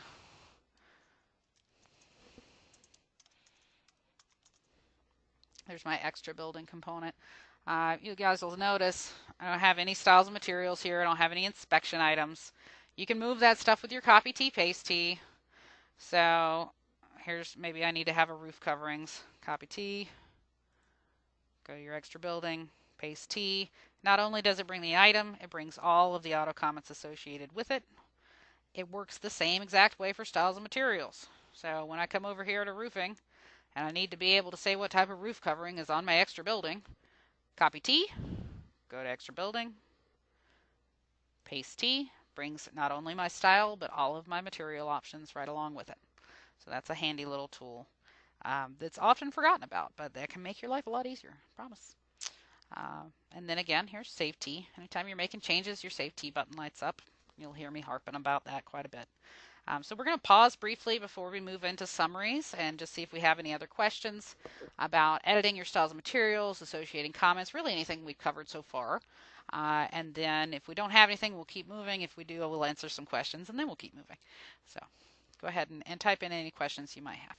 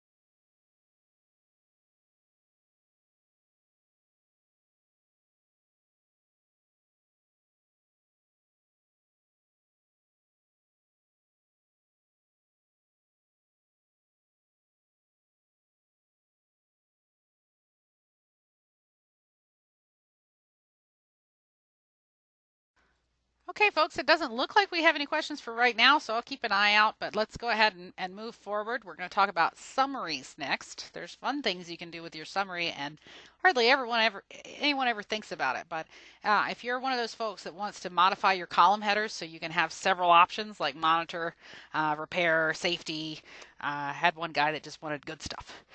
He wants a column just to say, hey, this is good. You can do whatever you want with it. You probably also want a summary, though, to match. Whether you want that summary to be a separate individual summary or you just want one summary that has different headings. You can do both, by the way. It kind of works the same way as far as setup goes. You want to create some more summary options, right? So on your sections panel on the left-hand side, at the very bottom, you'll see the word summary. Click on that.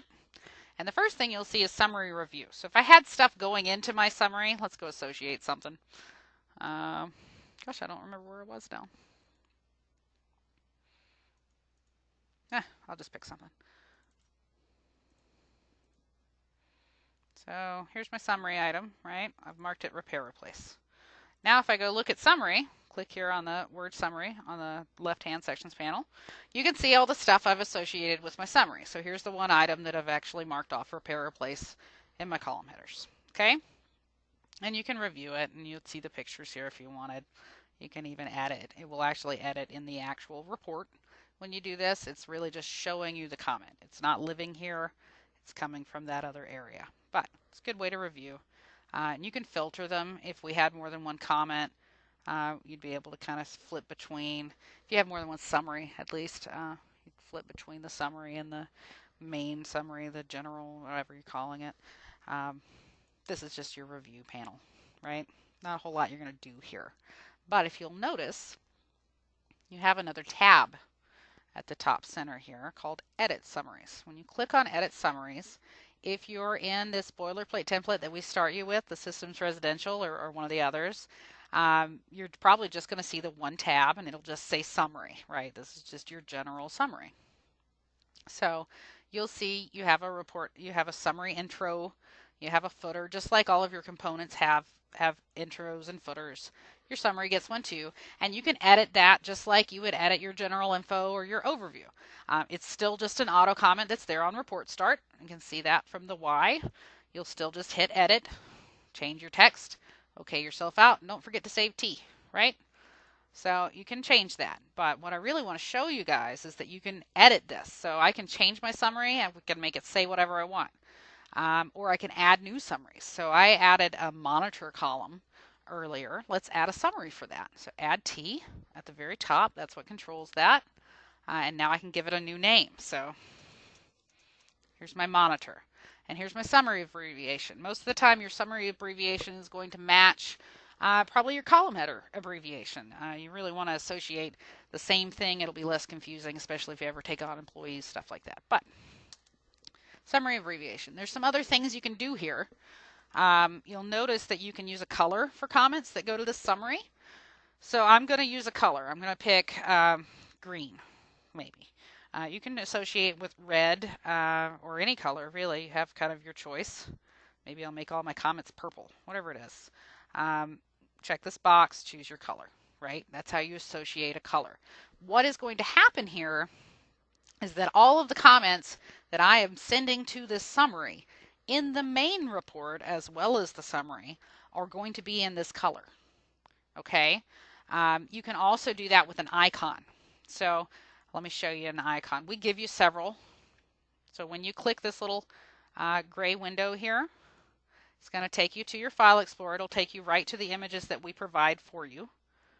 So here's several images that we just give you right out of the box, right?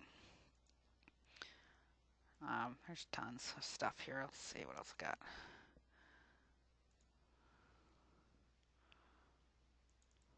Here we go.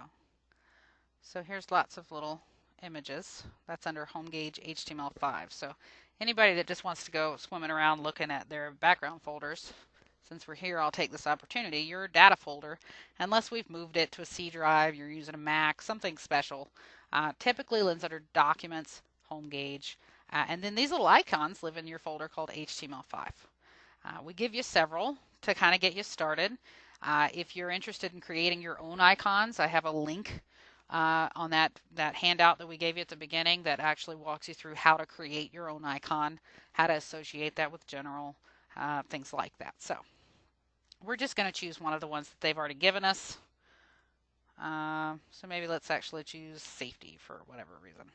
So now I have an icon that's going to show up next to all of the comments that are going into my monitor summary. So when I hit OK, you're going to notice now I have two tabs. I can give it an intro and a footer if I want. Let's go associate something with it so you can see it.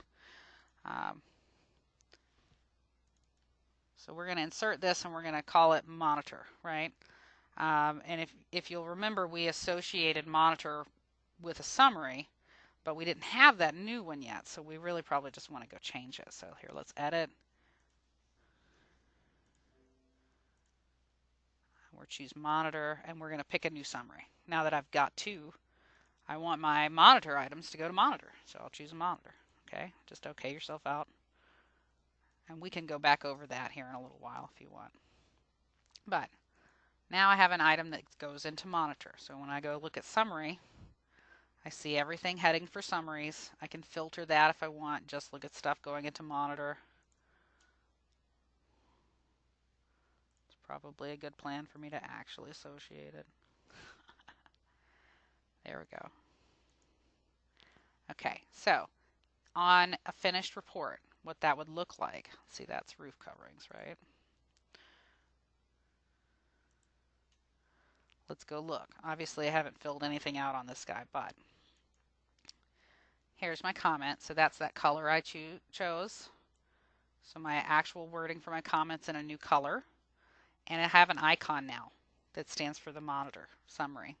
So throughout my report, I'm going to see this icon when a comment is applying to that summary. And then if we go look at the summary, you'll notice I have two. I have mine split. So if I go to regular summary, I'll see that one. If I keep on going, here's my monitor summary. It's got its own heading. Looks the same here. You can change that, and I'll show you guys that. It's not really a template change, but when you get into multiple summaries, you really need to know how to deal with that. When you're in your print options window, which you can get to numerous ways, you can hit upload, you can hit print, you can go to file and choose printing options. Lots of ways to get there. I got there by clicking the printer icon at the top of my software. When you're in here, you want to choose whatever document setting you're wanting to modify the summary for. So in most cases, that's going to be this full report for upload, right? Choose it by clicking on the words so that they're highlighted blue. If you just check over here, well, you'll get the highlight there too.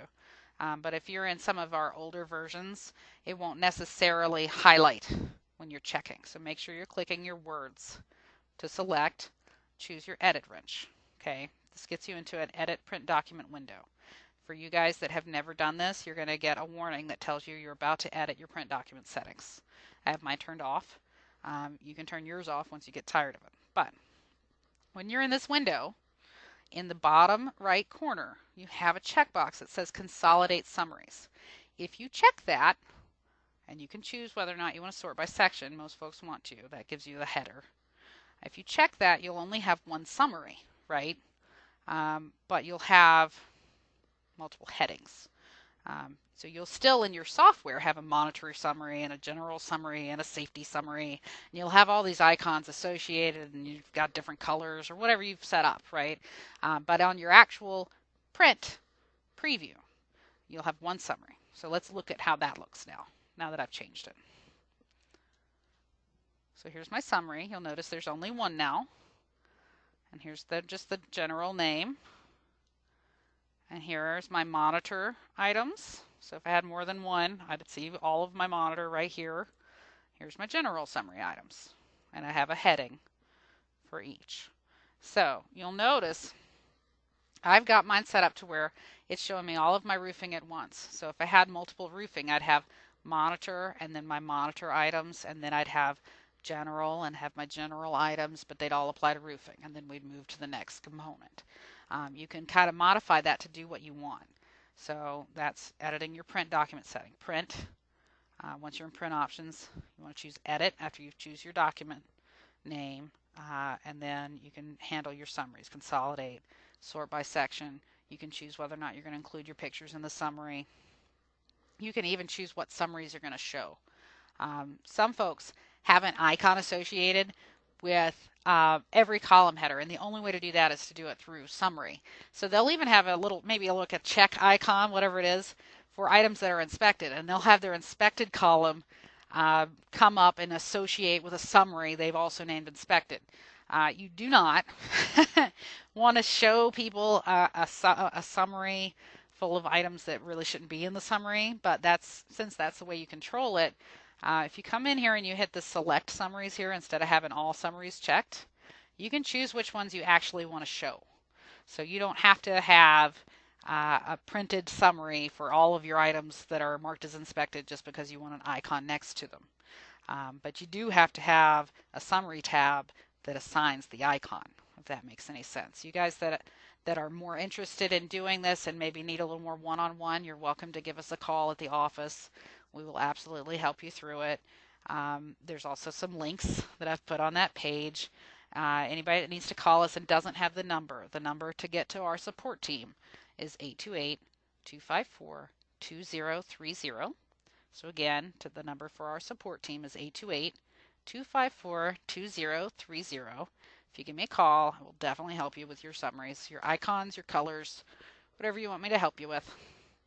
But just kind of a general overview of how you control what that all looks like at the end when you edit your print document. Okay, so that's multiple summaries. You guys can have as many of these summary tabs as you want. You can associate colors, icons. You can not associate colors and icons. It's up to you. So I can just have icons. I can just have colors, whatever I wanted to do there. Okay, that's your summaries. So I'm briefly going to pause for some questions.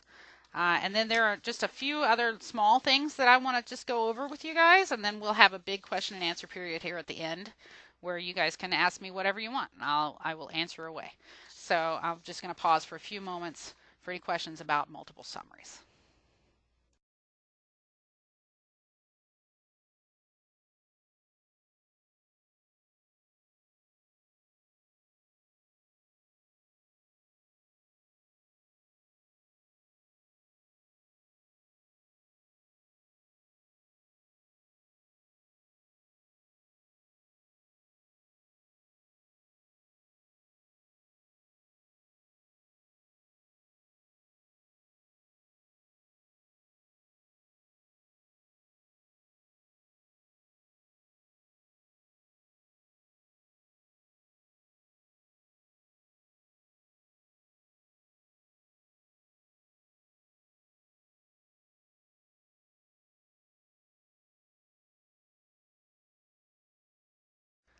Okay, folks, doesn't look like we have any questions for now, so we're just going to keep on going.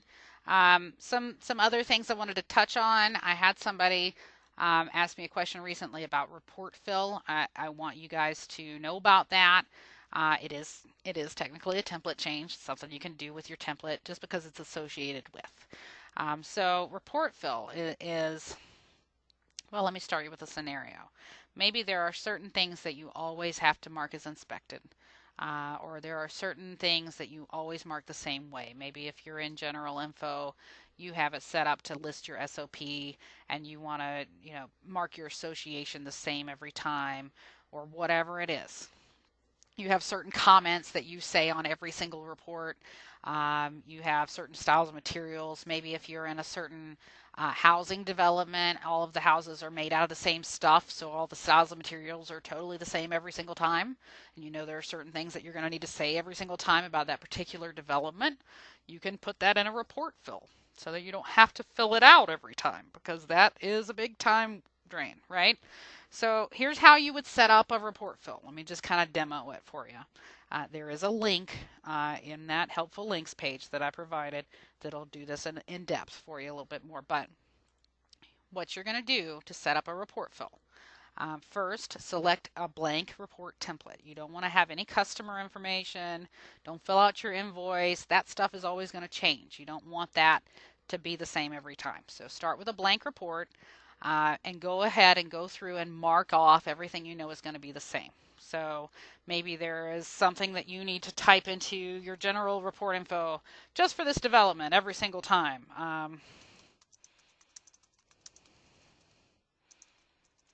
You can type it here.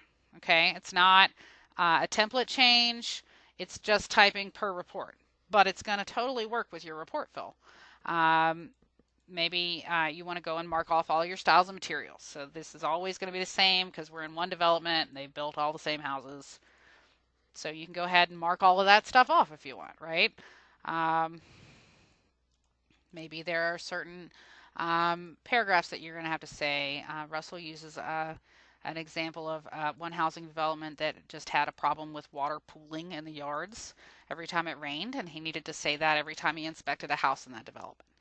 So he had a comment that he had that filled in every single time he went to that development, right? But just for that one development.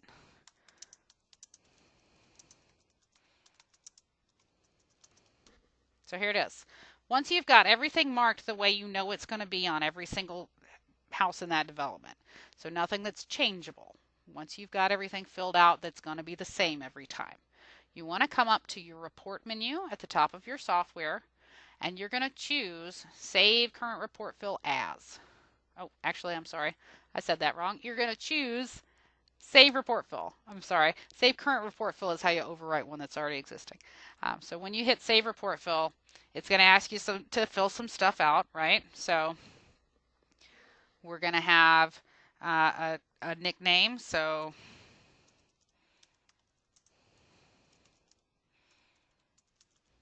whatever the name of that area you're in, or maybe it's just you filled one out just for stucco homes or stuff like that. And then you're going to select what sections you want to fill out every time. So most of the time it's all, but maybe there's just something you say about a certain type of pool, whatever it is. You can choose what section. It doesn't have to be the whole thing. For this example, I'm going to choose all. So when you hit select all, it'll fill it all out. Otherwise, you just go through and manually select the ones you want. Hit OK, and it goes away, right? It's gone now. So now the next time I go to that area or I find that type of home and I select this template, if I know that I already have something saved, I can come up to Report and choose Apply Report Fill. Pick that particular fill out of the list. You can have multiples, and you'll choose where you want to apply again. Now that I've applied, everything that I had set up in here before is already marked. It's already set up. So here's my comment. All my styles and materials are filled out. It's a really fast way, if you know you're going to be dealing with this particular area again, to cover some ground. So that's report fill. There's a link on your helpful links page. Report fill, pretty handy. A couple of other quick things, and then I see at least one question that I didn't catch on summaries, and I'm sure we'll have a few more overall. We'll go over everything that we need to. I just want you to become familiar, I guess, with your template menu. A lot of the stuff you see in here are these major edit buttons. We give it to you in menu form as well. So add, edit, delete. You have it in your icons. You also have it in a menu, right? But you can also edit your column headers here. We went over that. You can go straight to your global list from here. That's important. For you folks that are going to be setting up new categories and reorganizing and getting your filters kind of in order. Template all comments takes you straight to your global list, right? So that you can add new categories, edit anything you need, pull it into the right category, get your filters sorted. That's your global list, template all comments. You can also get into that major smart text list if you guys want to set up smart letters like we were talking about before. Template all smart text. Here we are. Takes you right there. You don't have to be in an auto comment creating something to get there. Also, there's that template all connectors. That's where we added that free form. It's also where you change any connectors like and, is, it, whatever it is. All attachments, that's per report. So some of you guys will have images or PDFs that you've associated with comments. And maybe you forget where they are and you need to change them.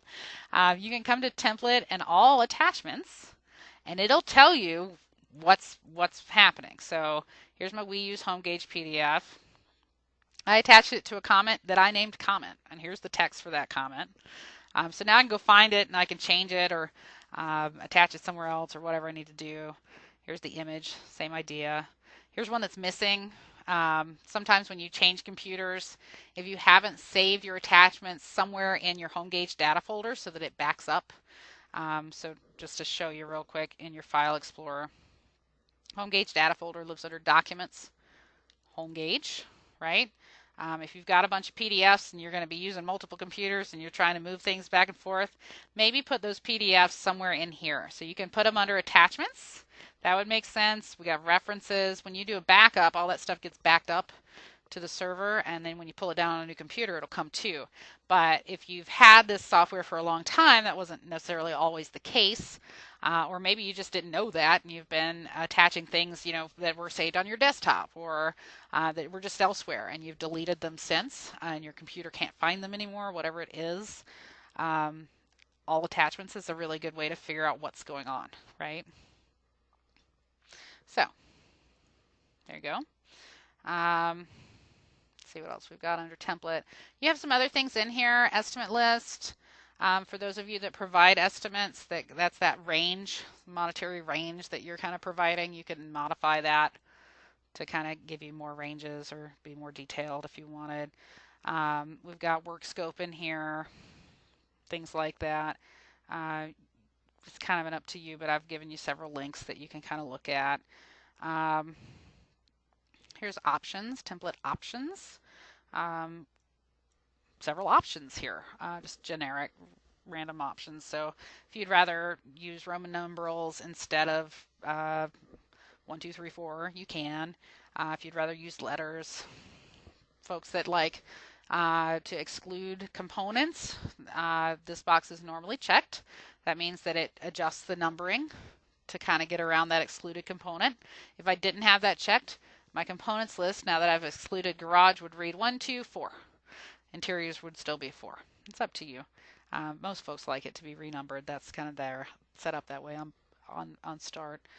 You can only select one summary if you check this guy off right here. Maybe you're worried about sending things to more than one place by accident. You can mark that. That way you don't end up with one comment in monitor, repair, and safety.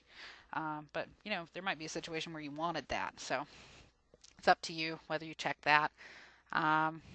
Use same summary as first item when itemizing inspection item. This is a big one, and I tell people how to change this kind of frequently. You guys know you can itemize comments, right? If you've got more than one problem in an area. So here I'm going to itemize my comment here. Just choose something else.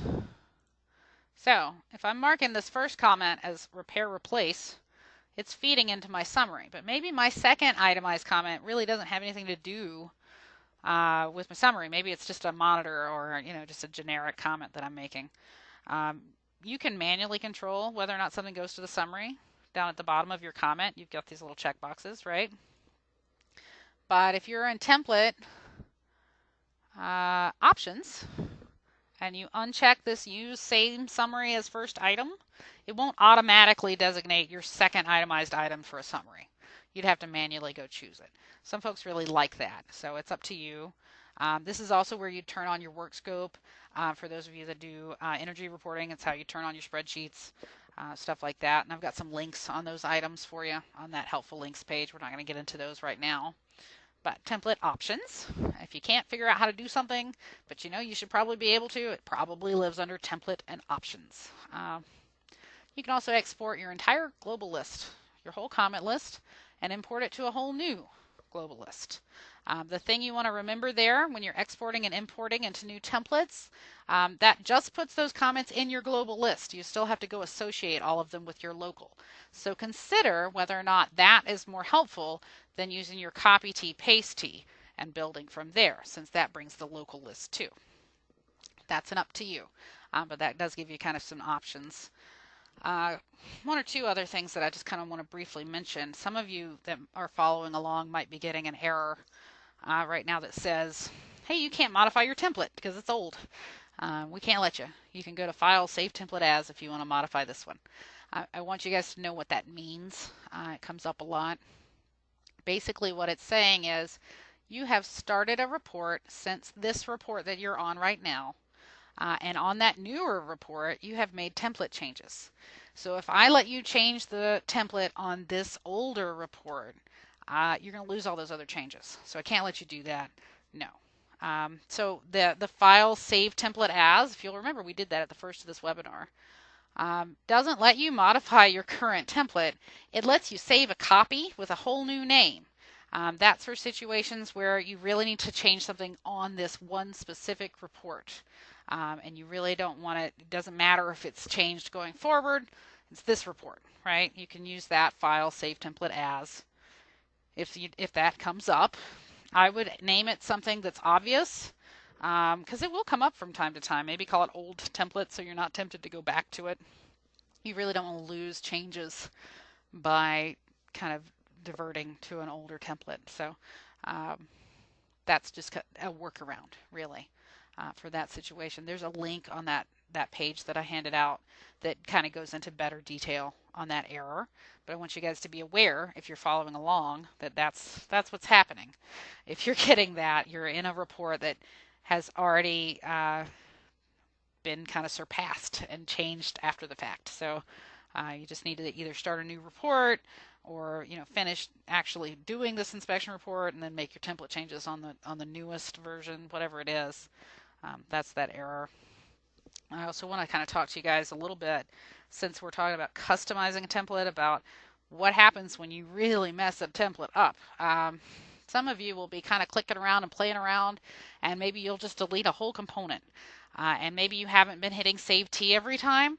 Let me just show you what happens if you mess something up and you have been hitting Save T every time. We'll just go kill roofing real quick. Roofing's gone. Whoops. I didn't mean to do that. If I've been hitting Save T every time, you'll notice my Save T button is lit up right now. All I have to do to fix this is get out of this report. And when it says, do you want to save your template? I'm going to say no. And now when I go back to my template, roofing is going to have come back. There it is. But maybe you haven't been keeping up with your Save T and you've made multiple edits and you really don't want to start all over again, or whatever it is. If you need to rescue a template for whatever reason, don't forget, you can go to a report that you have done in the past, right? When that template was whole and when you liked it. And then you can go to File, Save Template As, give it a name, and then there's your template from that original report. And now you can modify it and do whatever you want with it. So that's an option. You can also go into one of these reports and maybe hit Copy T, Paste T, or something like that, as long as you're not having that save error. If you do, use the workaround and then it'll start functioning again. But you can just take the whole roofing system if you want, copy it, go to your current template, paste it back in, all better. Just kind of things to think about in an emergency situation when you've made an error. Just remember, don't panic. There's not a whole lot we can't fix. Worst comes to worst, call me.